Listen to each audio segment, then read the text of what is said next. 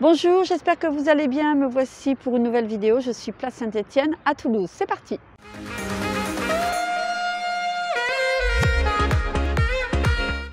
Alors aujourd'hui, j'aimerais parler de la pénurie des AVS à domicile et en EHPAD. Alors c'est un vrai mal-être, il y en a vraiment très peu, on en recherche de plus en plus. Du coup maintenant il y a les étudiants qui vont faire ce métier. Alors le problème c'est quoi? Eh bien le problème c'est que les étudiants, on le sait très bien, il va y en avoir 1 sur 1000 qui va le faire par amour, sinon ils vont le faire parce qu'ils cherchent du travail. Donc qu'est-ce qui va se passer? On va mal s'occuper des personnes, on va changer rapidement des personnes et du coup à domicile c'est pareil, comme ils ne trouvent pas, ça va faire sans arrêt un roulement. Alors qu'est-ce qu'il faut faire?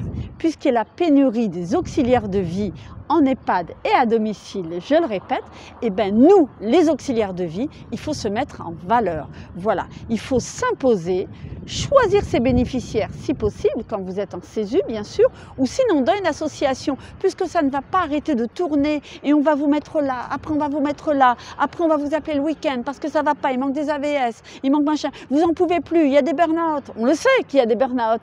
Déjà dans d'autres métiers il y a des burn-out, mais à domicile il y en a énormément, à domicile et en EHPAD. Alors c'est maintenant qu'il faut que les choses bougent. C'est le moment ou jamais. Il faut le prendre comme une opportunité.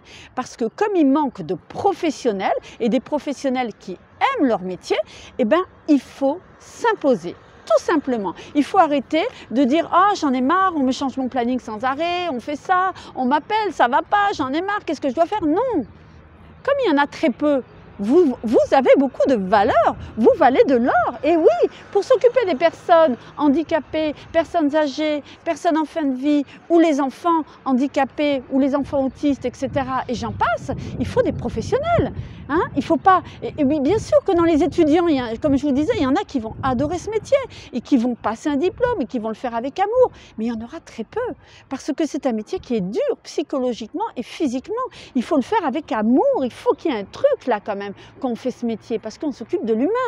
Donc c'est le moment où jamais vous pouvez, si vous en avez marre, un conseil, d'être en association parce que ça n'arrête pas de changer, parce que c'est la crise totale et que vous n'êtes pas bien payé. Et bien justement, en CESU, vous allez trouver des personnes.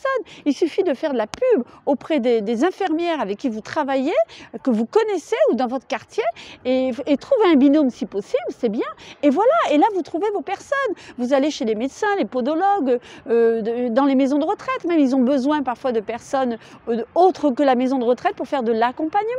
Donc voilà, cette crise en fait sanitaire, cette pandémie a fait que beaucoup ont peur de faire ce métier, beaucoup ont abandonné, beaucoup ont fait de burn-out, donc ne peuvent plus reprendre ce métier. Donc c'est la pénurie totale, c'est la pénurie, mais moi je le prends comme quelque chose de positif, pas quelque chose de négatif, parce que justement, dans ce métier, vous allez sur la page de Pôle emploi, dans quoi est-ce qu'on recherche le plus de travail? Ben dans notre métier. Donc moi je suis fière d'être auxiliaire de vie et de dire qu'on a besoin d'auxiliaire de vie à domicile parce que quand je vais frapper à la porte d'une personne qui cherche une auxiliaire de vie, que je vais lui dire mon expérience et que ma motivation et que j'aime ce que je fais, ben je n'aurai pas de problème pour trouver des personnes. Et pareil pour les associations. Les associations, elles vous traitent mal, elles sont pas bien avec vous et elles vous changent le planning.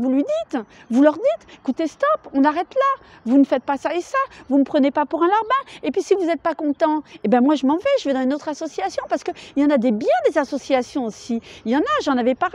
Il y a Petit-Fils, bon ça c'est un mandataire. En mandataire Petit-Fils We Help, il y a À l'Envie aussi et plein d'autres qui commencent à se créer. Donc si vous n'êtes pas bien parce qu'il y a de la pénurie et que ça n'arrête pas et que les personnes, vous voyez qu'elles ne sont pas bien parce qu'on change sans arrêt de personnes, déjà vous le signalez et d'une, hein, et puis en plus, si vous n'êtes pas bien où vous êtes, changez d'endroit.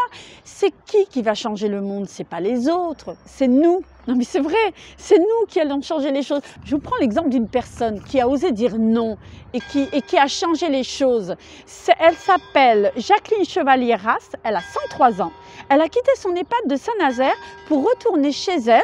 En plus, dans sa résidence, il n'y a pas d'ascenseur. Hein. Et qu'est-ce qu'elle a dit cette dame? Elle a dit « Je veux rentrer ». Il y a les cloches, on va laisser sonner. Elle a dit « Je veux rentrer chez moi, je pourrai faire ce que je veux, quand je veux ». Voilà, elle a eu le culot à 103 ans, mais vous vous rendez compte? Elle a changé les choses.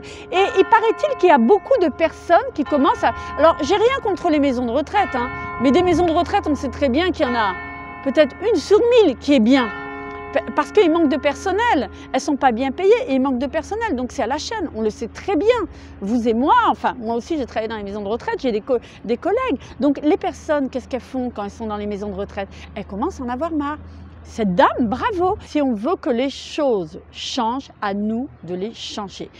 Profitez-en, valorisez-vous le plus possible. Voilà.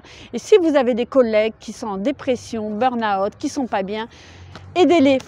On doit s'entraider les unes les autres, il faut les aider, il faut leur dire qu'il y a d'autres associations, qu'il y a d'autres façons de travailler, qu'au contraire, ce métier commence à être mis en valeur. Il y a des grèves, il y a des machins, on parle de nous au Parlement, ça commence. Voilà, j'ai vu dans les maisons de retraite, les filles, elles ont eu des primes, hein, les aides-soignantes, alors pas les auxiliaires de vie, mais les aides-soignantes, et ça continue. Vous voyez, ça commence à bouger.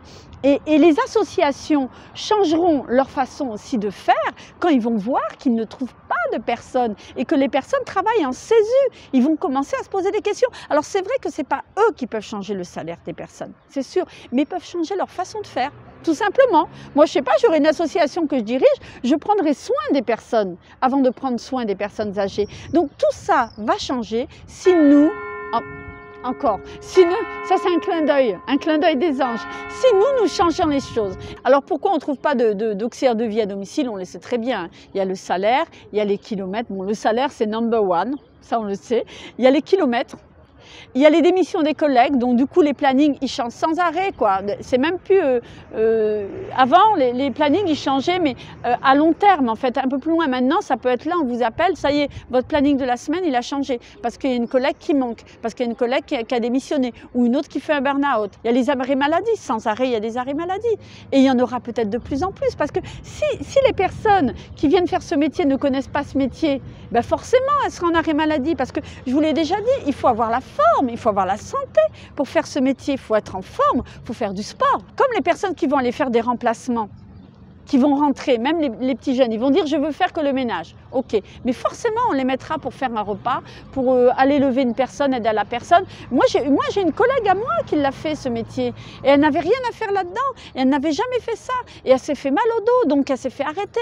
Donc il y en aura de plus en plus. Donc c'est le moment ou jamais de vous valoriser encore plus parce qu'on manque de professionnels, on manque de personnes qui font ce métier avec le cœur, qui ont vraiment envie de le faire jusqu'au fond de leur tripes. Vous voyez ce que je veux dire?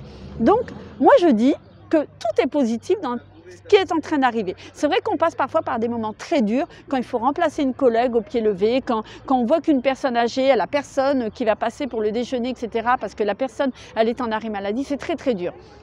Mais ça commence à bouger et c'est un bien pour notre métier. Parce que même les responsables des associations, certains responsables se rendent compte du travail que l'on fait et de ce qu'on mérite. Donc ça commence à bouger. Mais ça n'empêche que pour le moment, il y a de la pénurie. Donc on peut aussi motiver les petits jeunes autour de nous, dans notre famille, qui ont envie de faire ce métier. Mais à nous de leur expliquer ce que c'est réellement ce métier. Et aujourd'hui, je voulais faire aussi un petit clin d'œil à Maxou. Alors salut Maxou. Et je vous dis à bientôt pour une prochaine vidéo dans la joie, la bonne humeur et les couleurs.